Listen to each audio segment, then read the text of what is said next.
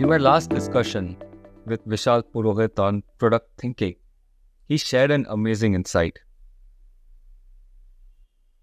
You see, when you're looking for a job as a product manager, quite often we think what matters are credentials, degrees, external validations.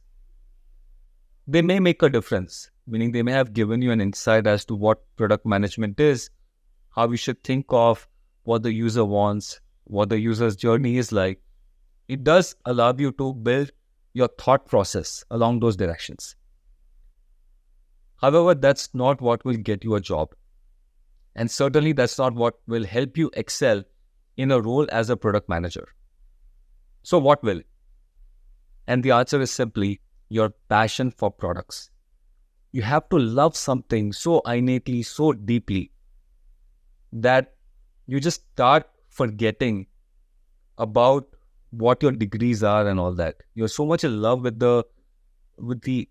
how things work, with what constitutes that product, what drives happiness, or rather how you derive happiness from that particular product or service. And Vishal also shared a very interesting example of how you can think about this. You see, one trap that people have with regards to a question like, tell me which product you love. We always end up thinking about a tech product. Now, I'm an engineer. I deal mostly with people from the tech industry. And so what you will encounter are examples where people are telling you devices or softwares that they're so much in love with. And that only gets to a certain point in most cases. But there's a wealth of stuff that we are very deeply passionate about, and they are products and we don't realize it. And those products are movies, those products are books, and those products are songs. Think about it. There must be some movie which you may have watched 10 times, 15 times, and you can keep watching it. When you are down with, let's say, cold or fever, you are not feeling that great, and you put on that movie or you take that book, you give it that rerun. Why? Figure out why you are so much in love with that thing, and you will find the answer to what makes a great product. And yes, it's going to be a subjective answer. It's a great product for you, and that's okay. As long as you can quantify that, as long as you can express the various nuances of why it works for you. So just as an example, when I used to live in the US, quite often my friend circle would be people from different parts of India.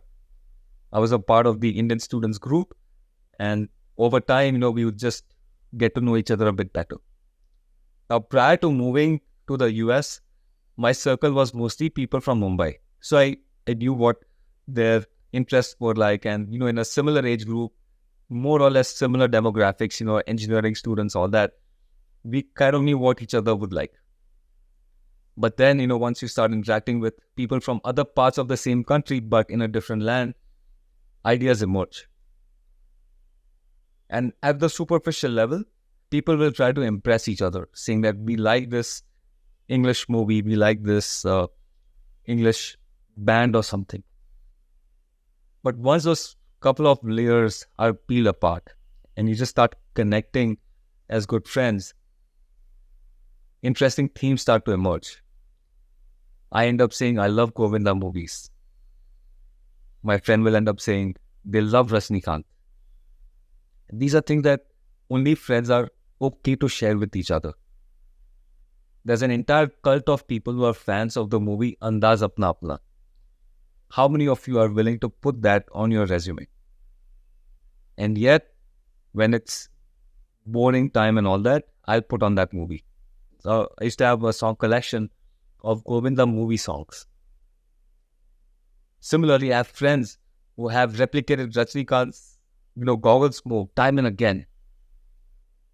But they're okay to share it in a close collective rather than to the world. I say, you take that You take that weirdness about you and analyze what is it about Rajnikant that makes it so special for you. Like, think about those movies because they attract a huge audience time and again.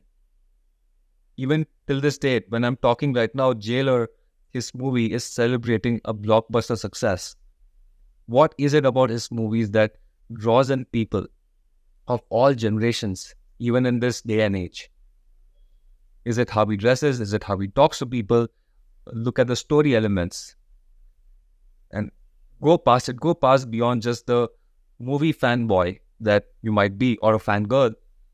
Go past that and try to deconstruct what makes those kind of movies great products. And you have your answer. That's how you leverage your passion, your true weirdness. Because if you want to make it big in terms of a product manager, if you want to bring about new products or features, you have to embrace your own quirkiness. And that's what Vishal was trying to tell, which is if you're so passionate about something, then you can give me insight after insight after insight and not be done with it. But if you're only impressed by something at the superficial level, then you will stop. It's like asking someone a question like, tell me 10 things that you like about your friend. And people will stop after 3 or 4 things. But if it's someone that you really like, then there is no limit to it. And that's what you need to bring out as a product manager, as a product thinker, as a product strategist. So it's not just about certifications. They help you get started. They help you, get to a certain point. But after that, it is your duty to maybe tie in what you have studied to what you love. Because what you love is far deeper. It's like you were not able to quantify something why you liked an approach in the first place. Like an example I'll share with you is my friends and I, we would do this brainstorming exercise to generate inventions. And we follow this process where, we try to observe our pain points, and then later on as a team, we would, try to define the key problem that, we were facing. And then as a team, we would collectively brainstorm and come upon a solution that ultimately we would try to file as inventions. Now, much later, I realized that this process that we were following is the design thinking framework. Before that, I was a part of an activity which I loved. I didn't know the terminology. I didn't care about the taxonomy. In fact, none of us did. None of us said, hey, you've got to use this acronym right now. It was more about solving a problem that we were so passionate about as a group. And that's something which you need to do in this world of being a product manager or a product thinker. Don't get lost in these terminologies or certifications. Go find your passion, figure out why it works, deconstruct it, keep it on a while loop. Go as deep as you can. And then later, if you're able to merge that with your learnings, let's say you took a product management certification course and they threw in some terminologies at you. Try to see how they map, how these terminologies map to this weird, quirky thing that you're in love with. And that will elevate you. So I'll leave you with this thought. Curious to know what you think about it. Until then, happy Idea Day.